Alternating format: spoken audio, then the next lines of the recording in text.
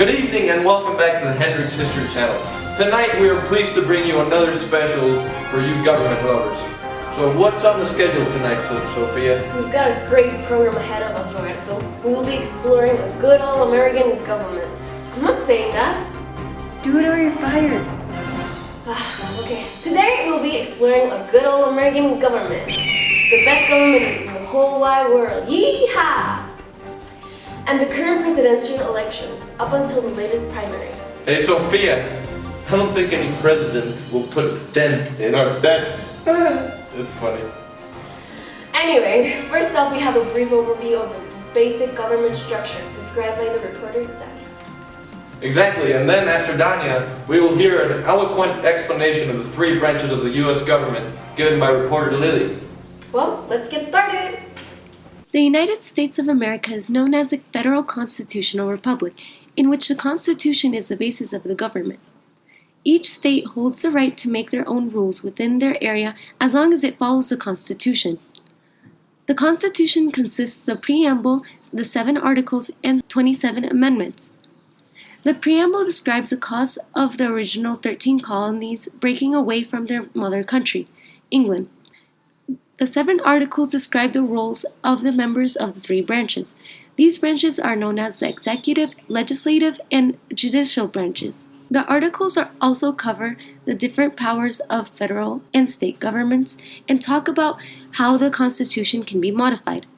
Finally, the amendments serve as additions to the articles and maintain the rights of the citizens. The 3 branches of government, as previously stated, include the executive, legislative, and judicial branches. To begin, the executive branch is responsible for enforcing law enacted by Congress. Key players in the executive branch include the president and the vice president. The president of the United States is head of state and commander-in-chief of all branches of the military. The president's responsibilities include appointing heads of executive agency or federal commissions and the cabinet, vetoing bills, and enacting executive orders. Next is the vice president, who takes the role of president in the event of the current president's death. The vice president is also the head of state and has the tie-breaking vote. Last is the cabinet. The cabinet is an advisory board made up of the heads of each federal agency. The next branch of government is the legislative branch. Made up of 2 branches of Congress, the Senate and the House of Representatives, this branch creates laws. The Senate consists of the Vice President, Majority Leader and Whip, Minority Leader and Whip, Majority Whip, and Senators. It approves of presidential nominations for cabinet members, the Supreme Court, federal courts, etc. The Senate must ratify treaties with a 2/3 vote. The President pro tem is the senior senator in the majority party and is the substitute vice president. Next in the legislative branch is the House of Representatives, which consists of the Speaker of the House, Representatives, Majority Leader, Majority Whip, and Minority Whip. The judicial branch is the final branch in the United States government. The judicial branch is responsible for interpreting laws, hearing cases, settling legal disputes, and determining the guilt or innocence of those accused of breaking a law. The Federal Supreme Court of the United States is the highest court. There are 9 Supreme Court justices who are appointed by the President and confirmed by the Senate for a life term. Wow, how fascinating! Indeed. Thank you for those insightful explanations. Now we will shift gears here for a bit and we will bring you a few special presentations coming your way. Take a look. Hello, devoted viewers of Hendrix History Channel. I am reporter Lindsay. Today, I am honored to be on scene of a monumental moment. Like eloquently stated before by reporter Lily, presidents of the United States of America have the right to veto a bill. What do you know? Look where I am, the White House. Let's see if we can get inside. Look where I am. I'm inside the one and only Oval Office, about to witness President Obama vetoing a bill. Hello, President Obama. Hello, reporter Lindsay. Wait, how did you get in here? Isn't he just great? I know I'm not the only one curious as to what bill he's vetoing. Well, I'm not sure if I can share that. So, dear President, what bill are you about to veto? If you must know, I'm vetoing a bill mandating the graduation of Equity American Schools, current class of 2016. And why exactly do you not want them to graduate? Well, I believe this beloved class is a rare gem, and it would be an incredibly unfortunate thing to watch them go. I see, but do you realize that if 2/3 of the House and Senate decide to successfully override your veto, they will still be able to graduate? Unfortunately, I do, but at least I could try.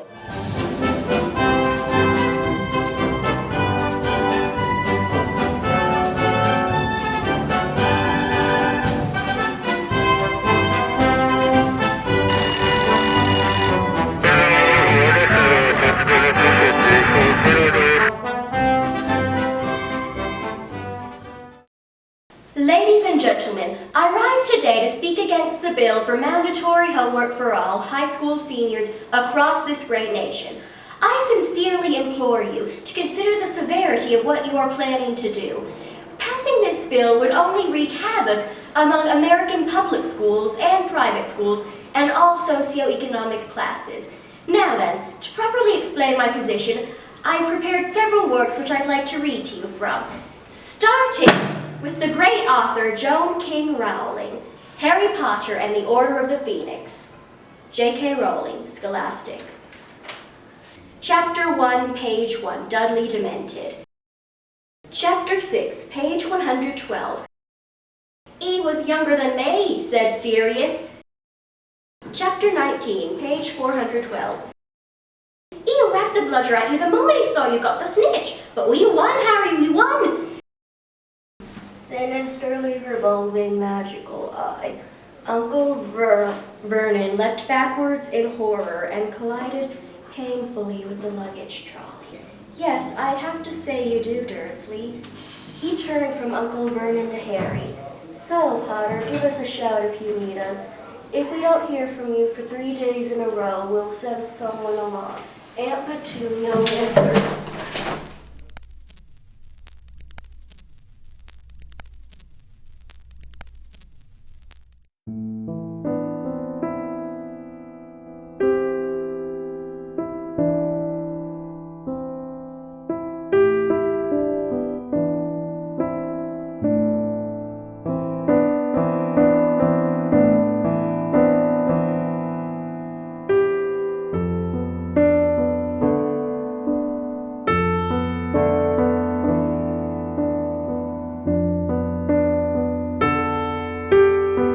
Alright everyone, let's get started. The case we have today is one of an alleged break-in at the snack bar. As you can see, a Butterfinger was stolen. Based on the lack of condensation and the lack of glue from the wrapper, it was stolen roughly around 3 o'clock yesterday.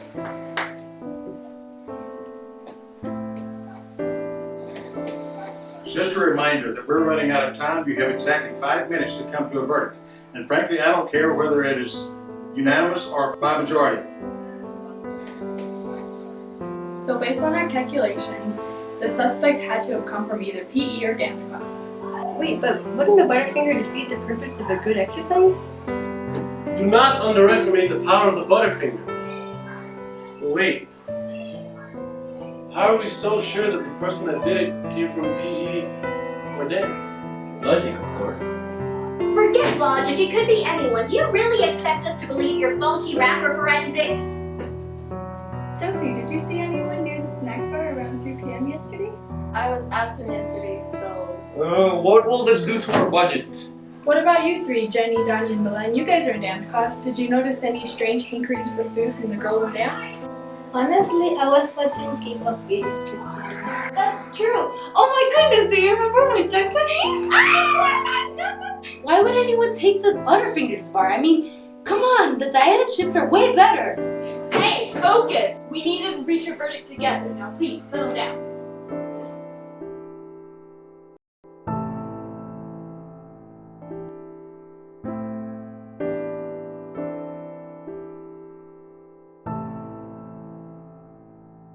We'd like to thank the superb theatrical group Senior Skids for that recreation of their famous play 11 Angry 12th Graders, now performing at subway stations and streets near you. Up next, we have the current statistics and results up until some of the latest primaries. Then we will listen to profound biographies on the current presidential candidates of the United States of America presidential elections. And following that, we will be privileged to hear 2 predictions from reporter Seba and reporter Daniel on how we believe the elections will end up. Isn't that exciting? Sure is. Let's get started. Thank you very much, my fellow reporters. Let's start with the Republican side. Out of the 17 candidates that started running for the Republican nomination, only 3 remain. Mr. Donald Trump, Senator Ted Cruz of Texas, and Governor John Kasich of Ohio. Let's cover the major primaries. On the first primary that took place in the state of Iowa, Senator Ted Cruz won 8 out of the 30 delegates at stake. Then, on February 20th, Mr. Trump scored his first big win in the great state of South Carolina, winning 50 out of the 50 delegates. On the first Super Tuesday, Mr. Trump won 7 out of the 11 contests, and Senator Cruz won his home state of Texas.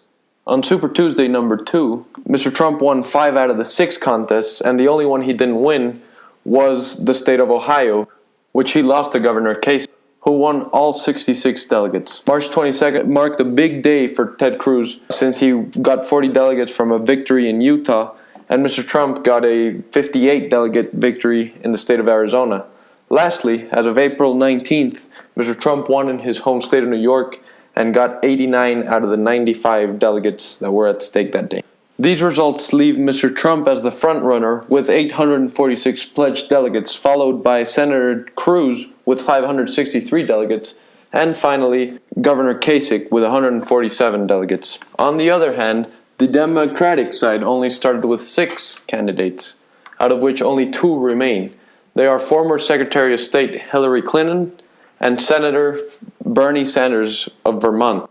The major primaries that have taken place in the Democratic Party started with the first primary on February 1st in the state of Iowa, in which Secretary Clinton won 23 out of the 44 delegates at stake.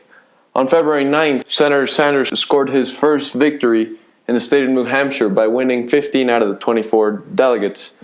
On the first Super Tuesday, Secretary Clinton won 8 out of the 12 states that had contests that day. On the next Super Tuesday, Secretary Clinton won all 5 contests that took place that day and received a total of 397 delegates. On March 26th, Senator Sanders won 3 out of 3 states that were at stake that day, winning 103 delegates. And finally, on April 19th, Secretary Clinton scored a major victory in New York by winning 139 delegates in the state that she was senator for. That leaves the current standings for the Democratic primaries as follows.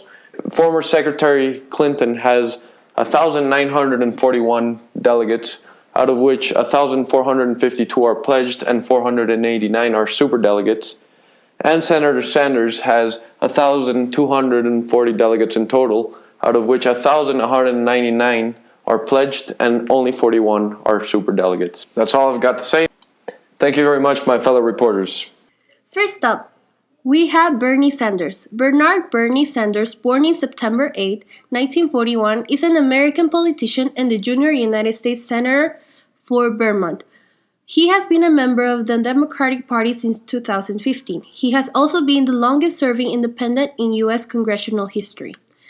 Bernie Sanders describes himself as a democratic socialist, an admirer of the Nordic model practiced in Scandinavian countries. He believes that democratic socialism means to create an economy that works for all, not just for the very wealthy.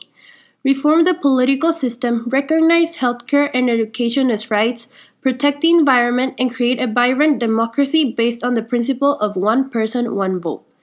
His goals are to have a universal healthcare, free or affordable public college, transform the U.S. energy system, raise the minimum wage to $15, end the war on drugs, raise taxes on the wealthy, end police brutality, stop endless military spending. Next up, we have Hillary Clinton. Hillary Clinton was born the 26th of October 1947 in Chicago, Illinois. Since being a young adult, Hillary showed her interest in politics by being an active member of young Republican groups. She became even more interested in politics and was inspired to work in some sort of public service when she heard a speech given by Reverend Martin Luther King Jr. and converted into a Democrat in 1968. Hillary Clinton is married to the former President of the United States, Bill Clinton. Hillary has had several positions in the world of politics. She served as First Lady from 1993 to 2001, as U.S. Senator from 2001 to 2009 and was part of Obama's cabinet as Secretary of State from 2009 to 2013. Hillary described herself and her philosophy as modern progressive, who strongly believes in the right of individuals and freedom. She also proclaimed that people are better as a society when, quote, working together and when we find ways to help those who may not have all the advantages in life, end of the quote. Hillary believes that the practice of her philosophy needs to be brought back to American politics.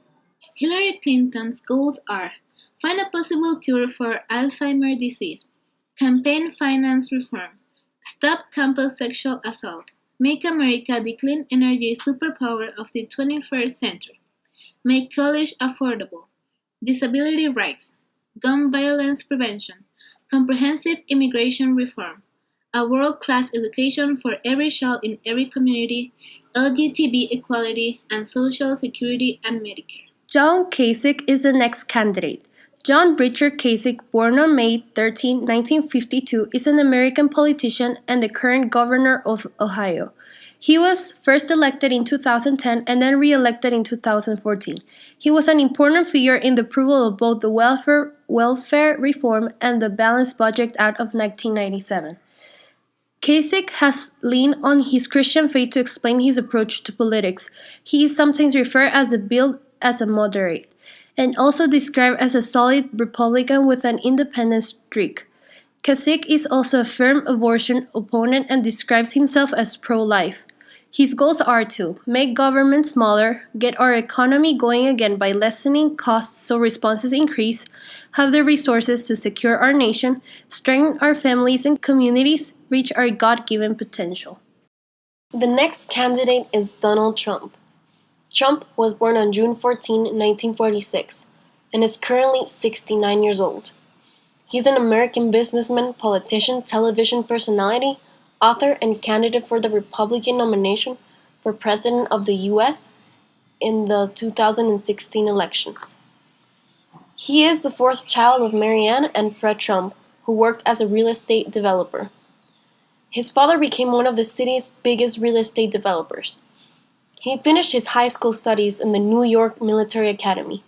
Then he entered Furman University, and then went to Wharton School of Business, and also worked at his father's company. Trump graduated Wharton with a bachelor's degree in economics.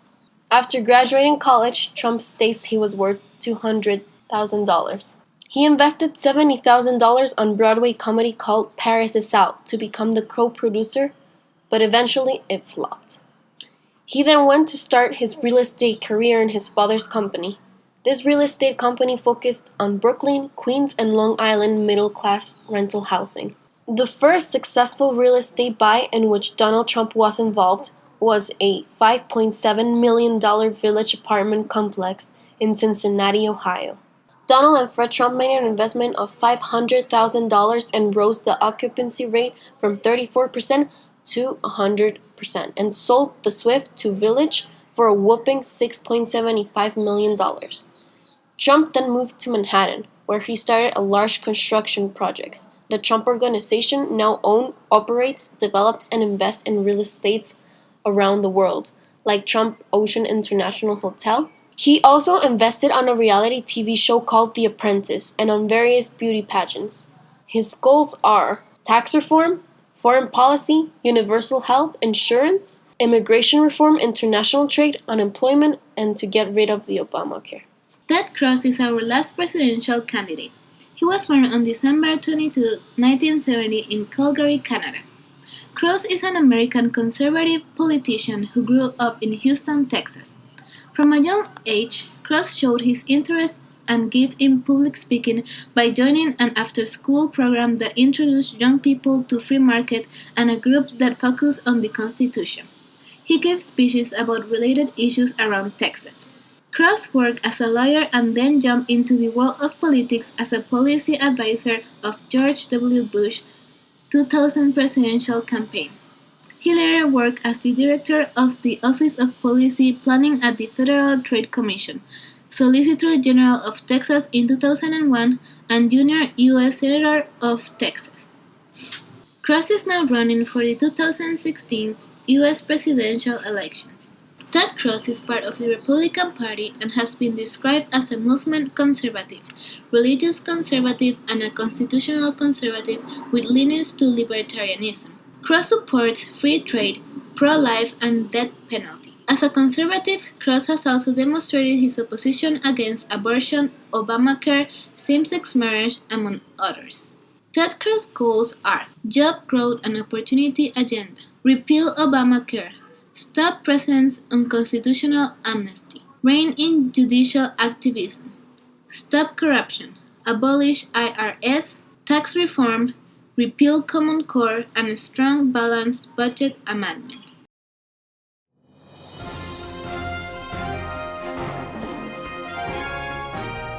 Controversy rose up during the primaries. Donald Trump was surprisingly victorious in 20 states and obtained 742 delegates. This astonishing accomplishment was mainly due to his appearance on air. Campaigns are usually won by who is more known, and the only way to get it is by ad spending. But Trump's was more fortunate.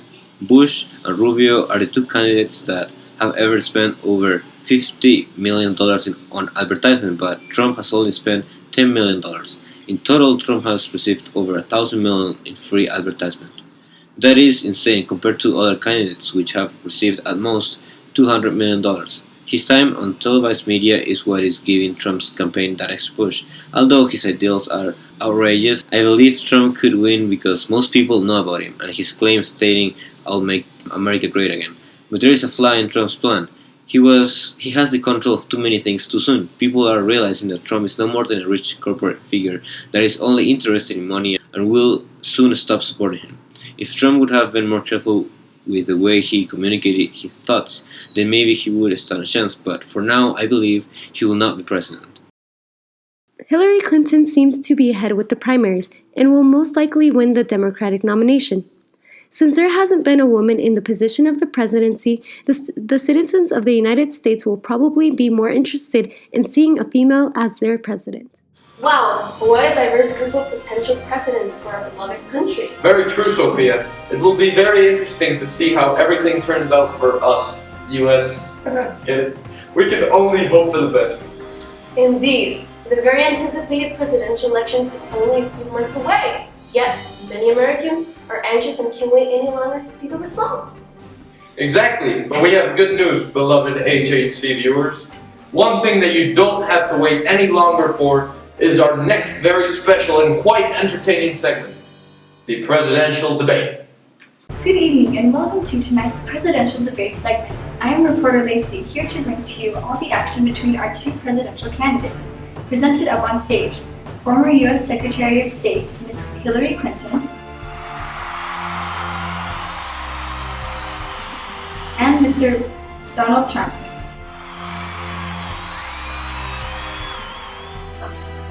Alright, tonight the rules are simple. Each candidate will be asked 3 questions with an allotted amount of 30 seconds per question. The speaker does not have to use all 30 seconds, but if they go over, they will hear the sound. Perfect, let's get started. Ladies first, Ms. Hillary Clinton, are you ready? Absolutely.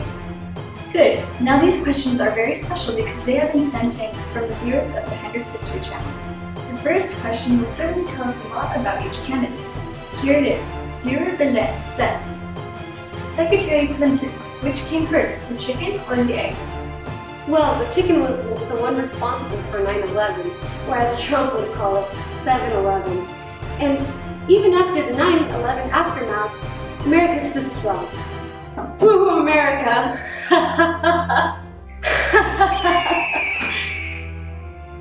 How about you, Mr. Trump?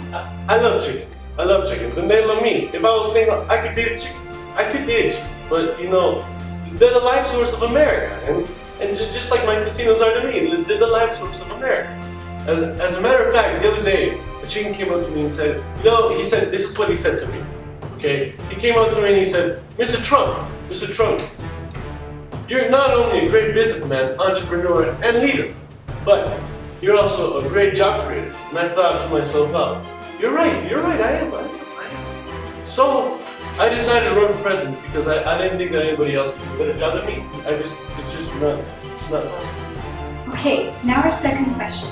Secretary Clinton, viewer Lily asks, how much does a polar bear weigh?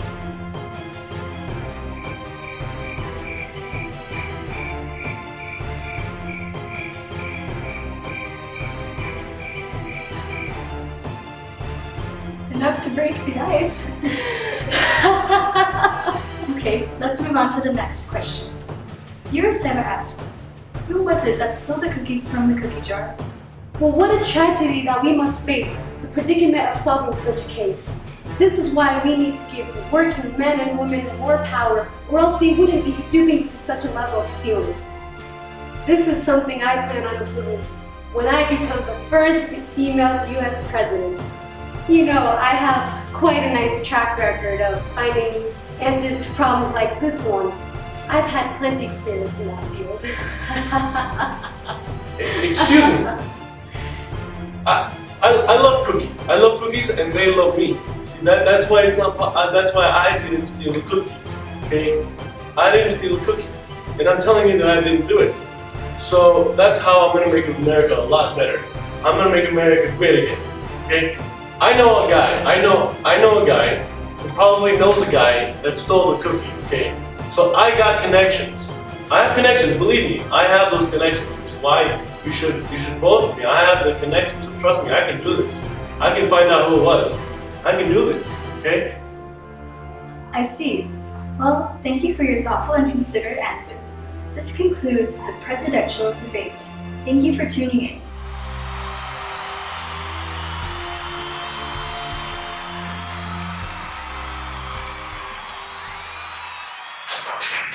Wow, they were on fire. It looks like that wraps up today's segment of U.S. government on the Hendrix History Channel. Thanks again for tuning in. We'll now have a few fine words from our sponsor, Mr. Hendrix. Thank you again, guys. It's really another great job. I really don't like to tell political jokes because, frankly, too many politicians get elected. That's the joke. It's still funny. And the rest is history.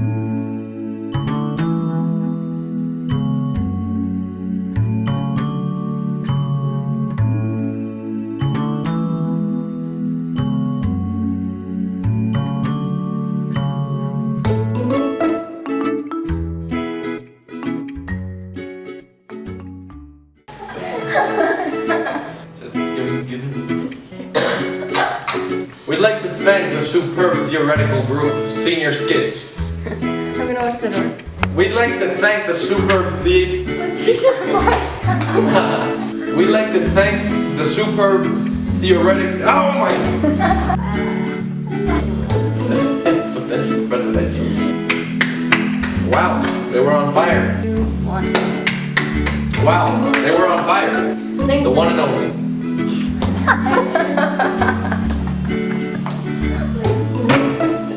Nice, alright. You should have told me. No. Yeah, do it. Yeah, I'll do it. 3, 2, 1. Wow, they were on fire. It looks like that wraps up today's history. Wait, hold on.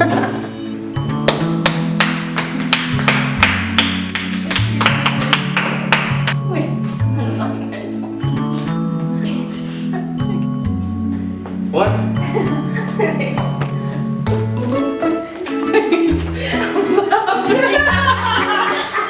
Grop, page 676.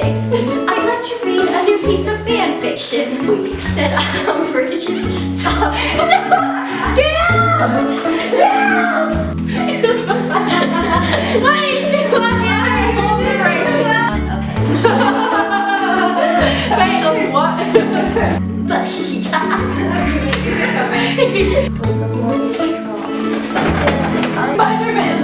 And Kelly, you're like on her. It's rolling, man. It's rolling. What can I say, man? I got bumper low. Man's gotta do what man's gotta do. Butterfinger was. I'm sorry. Based on the lack of condensation, the lack of. Look at the wrapper though. So based on that.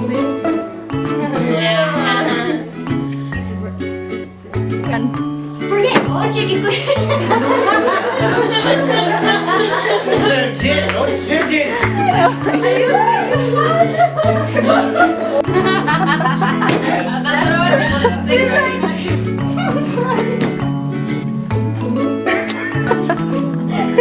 Here to bring.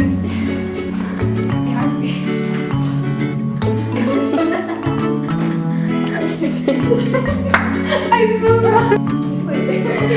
Wait, what? Woohoo, America!